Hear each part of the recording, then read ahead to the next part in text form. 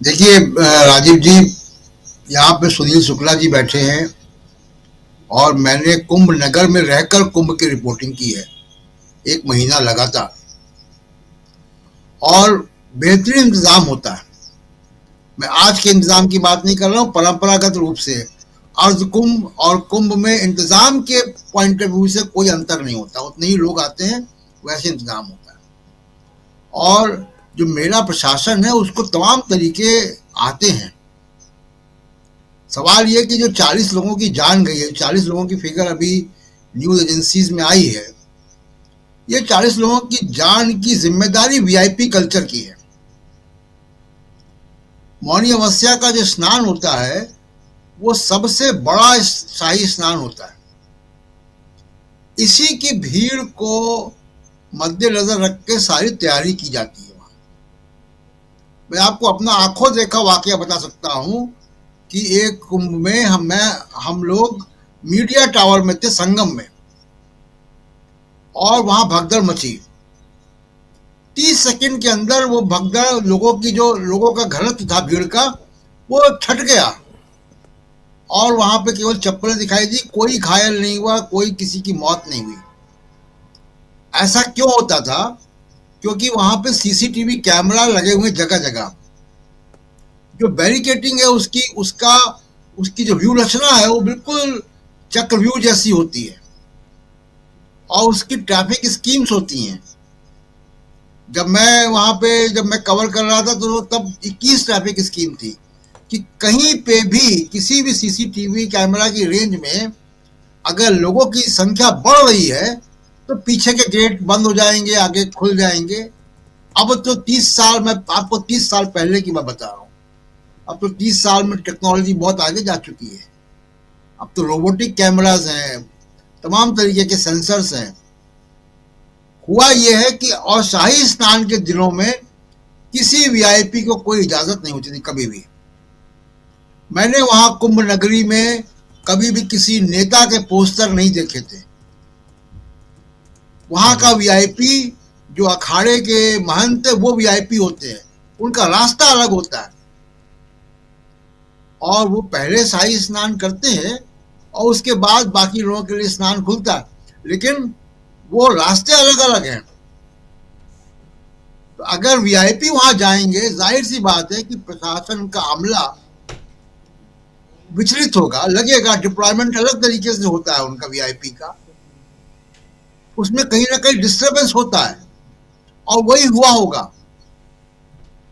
कि VIP culture की वजह से। कहां कुंभ में कभी आपने देखा इतने सालों में कि वहां पूरा कैबिनेट गया हो और पानी में खेल रहे हो, रील बना रहे हो? तो प्रशासन अगर मंत्रियों के रील बनवाएगा वहां खड़े होके, तो जाहिर सी बात है कि प्रशासन की जो जिम्मेदारी है उससे ध्यान भटकेगा। ऐसा कोई कारण नहीं दिखता मुझको कि कोई भीड़ आई और उसने बैरिकेड तोड़ दिया। बैरिकेड तोड़ दिया तो आगे रुक जाएंगे, पीछे की भीड़ कंट्रोल हो जाएगी। वो तो बहुत पुख्ता इंतजाम है। तो कंट्रोल रूम से मतलब 100-150 जगह पे कैमरे लगे होते हैं, कि पॉइंट पे कैमरे लगे होते हैं और वो मॉनिटरिंग होती है। कहीं कुछ गड़बड़ हुआ है, कहीं कोई एसओपी फॉलो नहीं हुआ है, कुछ लोगों की लापरवाही हुई है या कोई डिस्ट्रैक्शन हुआ है, वरना तो इतना पुख्ता इंतजाम मेला प्रबंधन का होता है प्रयाग में, उसमें ये संभव नहीं आज की तारीख में। मैं तो खुद इसको कई बार देख चुका हूं। कई बार लगता है कि दुर्घटना हो जाएगी, लेकिन वो 30 सेकंड के अंदर, 40 सेकंड के अंदर भीड़ कंट्रोल हो जाती है, क्योंकि वो कैमरे से वॉच करते हैं टीवी कंट्रोल रूम से, और तुरंत मैसेज कन्वे होता है और 15-20 सेकंड के अंदर वो भीड़ नियंत्रित हो जाती है। वो भीड़ को डाइवर्ट कर देते हैं जी। अभी सुनील जी बता रहे थे, मैंने भी पढ़ा, 20-22 किलोमीटर दूर आप चक्कर लगवा रहे हैं तीर्थ यात्रियों का। कितने बुजुर्ग लोग आते हैं, कितने क्या लोग होते हैं, क्या? क्योंकि आपको वीआईपी को सुविधा देनी है। देखिए जो अखाड़े हैं वहां पे, अखाड़े तो कुंभ नगर में ही हैं और उनका रास्ता निश्चित है, वो किसी को डिस्टर्ब नहीं करते। लेकिन अगर जी किसी वीआईपी के लिए आपको इंतजाम करना है तो आपको व्यवस्था कुछ ना कुछ बदलनी पड़ती है। ये वीआईपी कल्चर की वजह से दुर्घटना हुई है। बिल्कुल बिल्कुल वहां सही पे आप कह फिर रहे हैं। मिनिस्टर जा रहे हैं, वहां मिनिस्टर जा रहे हैं, मुख्यमंत्रियों के पोस्टर लगे हुए हैं वहां पे। योगी आदित्यनाथ अपनी राजनीति, अपनी जो है मोदी के बाद अपनी जो दावेदारी है वो उसको वहां पे साबित करने के लिए पोस्टर लगे हुए हैं उनके।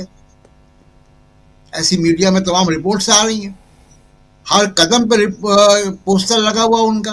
किसकी क्यों आवश्यकता है इसकी? ये मैं ये नहीं कह रहा हूँ कि वो पोस्टर ने कुछ डिस्ट्रैक्ट कर दिया।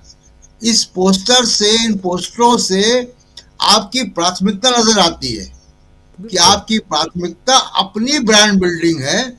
आपकी प्राथमिकता सुचारू रूप से बिना किसी की नुकसान हुए एक मेले को जो है, मेले के प्रबंधन को ठीक ठाक ढंग से किया जाए। सही कहा। वहां पे बहुत सारे लोग, बहुत से अधिकारी पुराने होंगे और सबको आइडिया होता है, बहुत उसके कॉन्ट्रैक्टर्स, कुंभ के, उसके टेंट वाले, उसके तमाम रास्ते बनते हैं स्टील के शीट्स के, वो सब कॉन्ट्रैक्टर, सबको एक तरीके से ट्रेनिंग है कितने सालों से उस कुंभ, माघ मेला और कुंभ को ऑर्गेनाइज करते करते। लेकिन अगर वीआईपी मूवमेंट की वजह से सब व्यवस्था अस्त व्यस्त करेंगे तो दुर्घटनाएं होंगी। बहुत असंवेदनशील है जिस तरीके से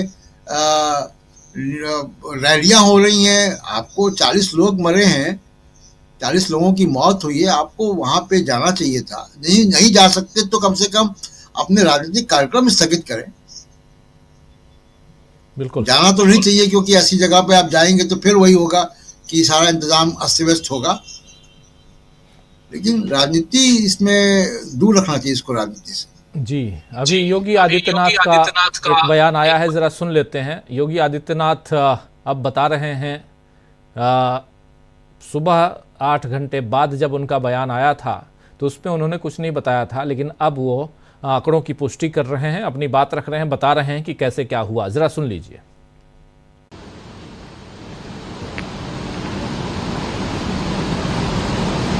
महाकुंभ प्रयागराज का आज मौनी अमावस्या का मुख्य स्नान है और कल सायंकाल 7 बजे से ही काफी बड़ी संख्या में श्रद्धालुजन प्रयागराज पहुंच करके स्नान भी कर रहे थे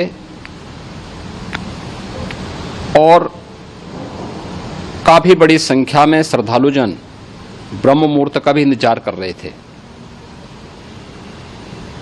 एक दुर्भाग्यपूर्ण हादसा इसी दौरान अखाड़ा मार्ग पर संगम के तट पर हुआ, जिसमें 90 से ज्यादा लोग गंभीर रूप से या सामान्य रूप से घायल हुए। यह हादसा भारी भीड़ के द्वारा अखाड़ा मार्ग के बैरिकेडिंग्स को तोड़ने और उसके बाद उससे कूद करके जाने के कारण वहां पर हुआ है, जिसमें 30 के आसपास लोगों की दुखद मृत्यु हुई है। 36 घायलों का प्रयागराज में उपचार चल रहा